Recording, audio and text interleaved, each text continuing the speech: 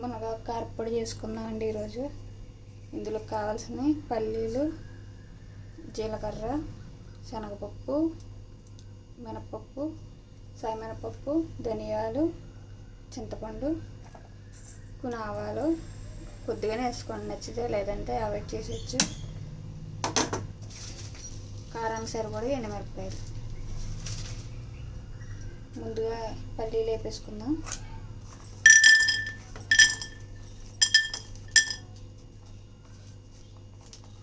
నేను ఒక చిట్కా చెప్తానండి.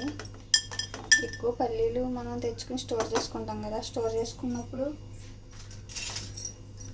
పుచ్చిపెట్టేస్తుంది. తొందరగా పుచ్చిపెట్టకుండా ముందే వేపేసుకుని పెట్టుకుంటే అవి పుచ్చిపెట్టండి. ఎన్నలైనా అలాగే ఉంటాయి.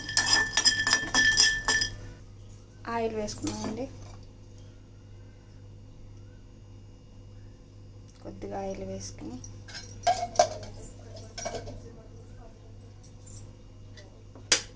పప్పులు వేసుకున్నాం.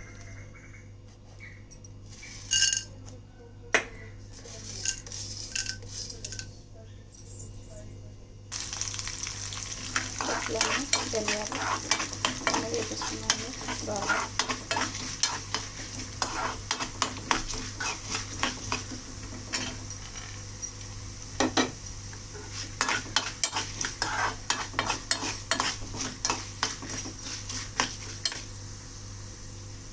జీలకర్ర వేసుకున్నాం. వాళ్ళకి కావాల్సిన వాళ్ళు వేసుకోండి, లేకపోతే తీసేయచ్చండి. అవి ఉండాలన్నా ఇదేం లేదు. కొద్దిగా వేసుకుంటున్నాం. అందుకని అవి వేగిన తర్వాత మంచి స్మెల్ వస్తాయి కదా, మంచి స్మెల్ వచ్చి బాగా వేసేసుకుని అందులో మిరపకాయలు వేసేసుకున్నాం.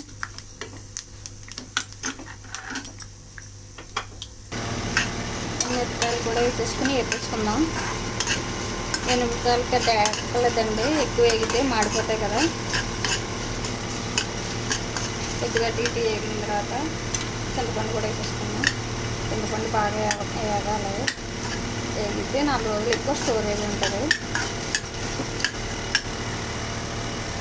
వేగిపోయింది కదండి, ఈ పక్కకు తీసేసుకున్నాం.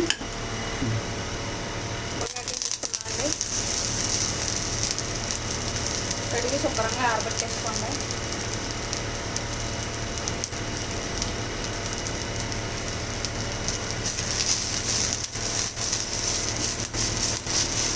బాగా వేపేసుకున్నాం. వేగిదాకా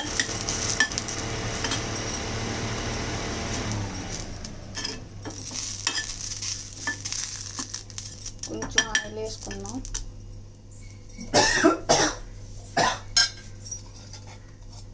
ఎంతో కదా ఒక్క చుక్క.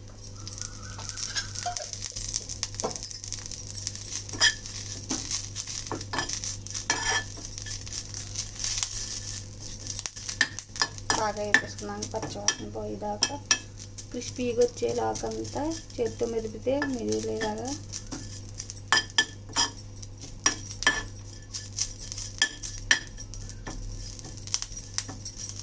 ఆకు బాగా వేగిపోతే వారం రోజులు పైన నిల్వ ఉంటుందండి. ఇది బయట అయినా పెట్టేయచ్చు, ఫ్రిడ్జ్లో పెట్టక్కర్లేదు.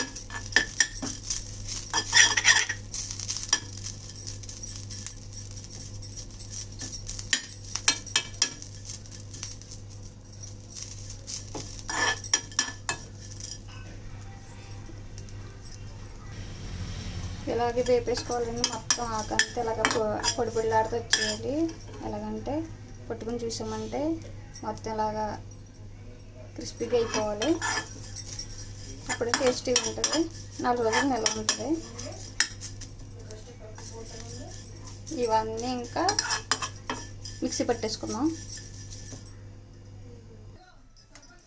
ఇవన్నీ మిక్సీ పట్టేసుకున్నామండి.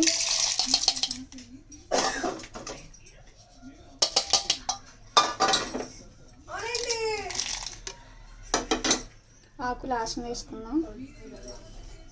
ఇవి మిక్సీ పెట్టేసుకుందాం. కొంచెం సాల్ట్ వేసుకుని ఇందులో సరిపడినంత సాల్ట్ వేసుకుని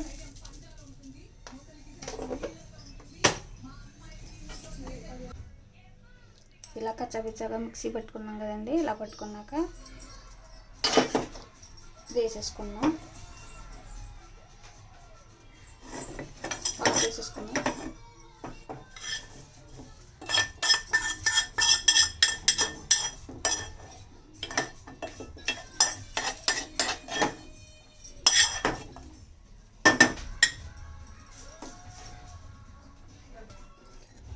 ఇదిగోండి అయిపోయింది. ఇలాగే కొంచెం కచ్చాపిచ్చాగానే ఉంచండి, ఇలాగే బాగుంటుంది టేస్టీగాను.